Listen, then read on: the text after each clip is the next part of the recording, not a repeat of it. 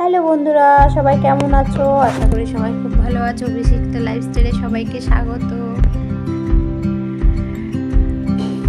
আমরা জানুয়ারির 2 তারিখে পিকনিক করেছি রাতেবেলা।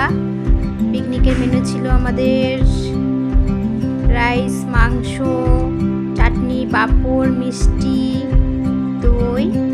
খাওয়া দাওয়ার পর জানুয়ারির 2 তারিখে 3 তারিখ যখন পড়েছে, আমার ছোটো মেয়ের বার্থডে পড়ে গেছে।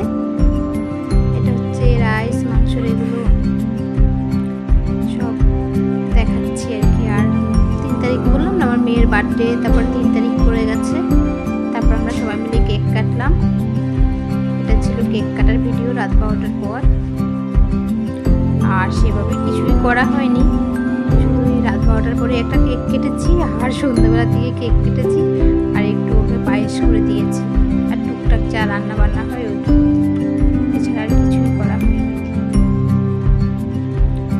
না, আগের দিন খাওয়াটা হয়তো একটু বেশি উল্টোপাল্টা হয়ে গেছে, যার জন্য পরের দিন আর কোনো কিছু করার এনার্জিটা ছিল না, খাওয়াটাও এনার্জিটা ছিল না, তার জন্যই কিছু করা হয়নি। আর তার মধ্যে আমি বাড়িতে ছিলাম না, সারাদিন